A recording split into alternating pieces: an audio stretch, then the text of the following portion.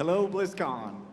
I'm Dominic Filion. I'm a lead software engineer for the graphics team on StarCraft 2.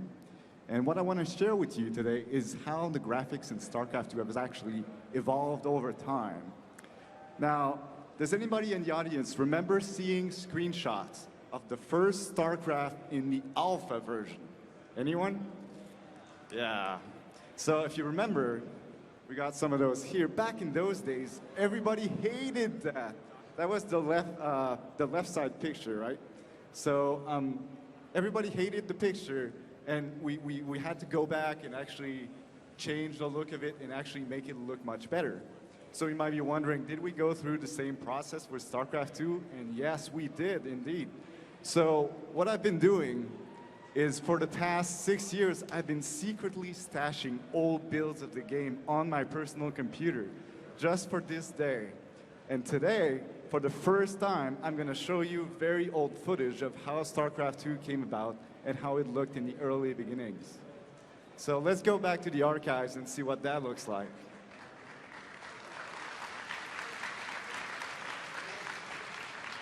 So we're going to go back a few months after I started working at Blizzard, and that was June 2005. This was build 385. This was the intro screen. And what you'll see is actually a little bit embarrassing because it's pretty primitive. So we started with the StarCraft 1 units. We didn't have any new units. This was the early versions of the models.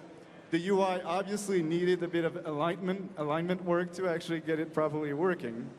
And we didn't have a sound engine yet, so no sound in the video. So all we did at that point was just getting the old StarCraft 1 stuff actually working. And the explosions were absolutely awesome. So if we move a bit further off, that was a year later, 2006. So now we actually put in something that would look more like a genuine model of the game. We had a cliff system that was put in, some basic lighting. We were kind of experimenting with the Terrans at this point. I think, let's see, what did we have? We were putting in some new units, if we're going to see in a few minutes. Yeah, it's not there, but we put in the particle systems, which would allow us to show actual blood coming out of moves and all that kind of stuff. So that was our first version of that. And then this was a couple months later. So this is when we actually started putting in new units. And some of the units you'll see today have actually been either heavily modified or they're actually gone from the game. So there's the Guardian in there, there's the Cobra that has changed, the Thor was much bigger back then. So we put in some special effects and some beams at that point, and the explosions were actually a little bit improved.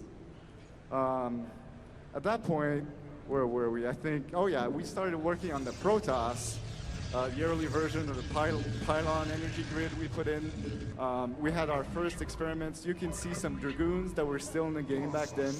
The Purifier, which is one of the units that we subsequently killed. And this is what Creep looks like when you put a bunch of programmers in a room without an artist to actually give them direction. But we had our first version of the Creep at a prototype stage at this point. Moving on, 2006 in October, this is when we put in the glow tech in the game and the high dynamic range colors. So we started putting beams as well and all sorts of cool effects and actually getting something half today. What you see here is actually the old Archon, which was much bigger, and you could actually spawn it by just merging 3 Templars together. This is the mechanic we subsequently changed.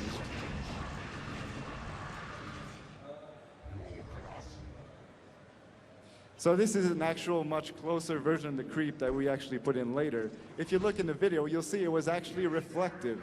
This is something we changed afterwards because it was kind of slow. The Creep was pretty slow, and it was kind of distracting to actually see twice the same unit on the same screen.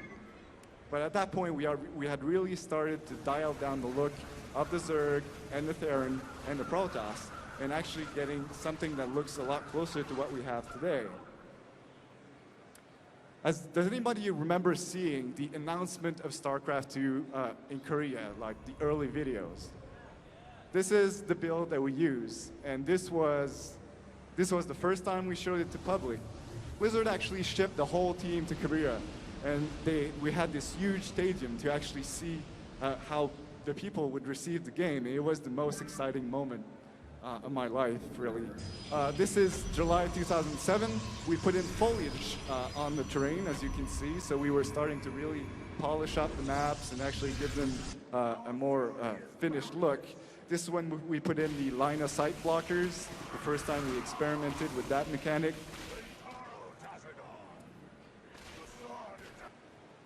And then a few months later, October 2007, we put in scorch marks underneath buildings, kind of little polished items to really kind of anchor buildings to the terrain and actually give the final look for buildings.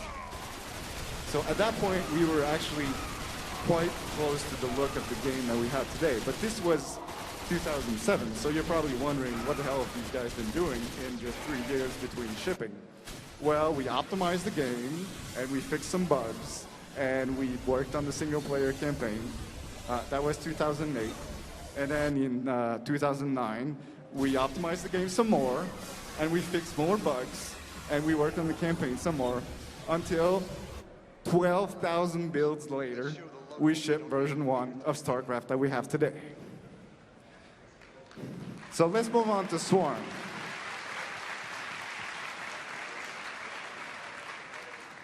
Anyone here play on the lowest quality setting for graphics in StarCraft 2?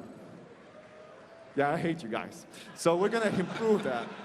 It looks terrible. It looks terrible on low, but we're actually going to improve that and not make it any slower than it is. We're actually trying to make that, and pro players love playing on low, so we're going to actually focus on that.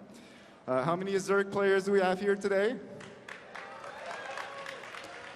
So for you creep lovers, we're going to actually improve the look of the creep quite a bit. So as you can see, the creep is actually growing on the buildings of your enemy, so you can actually infest his buildings and really show him you're really corrupting the heart of his base.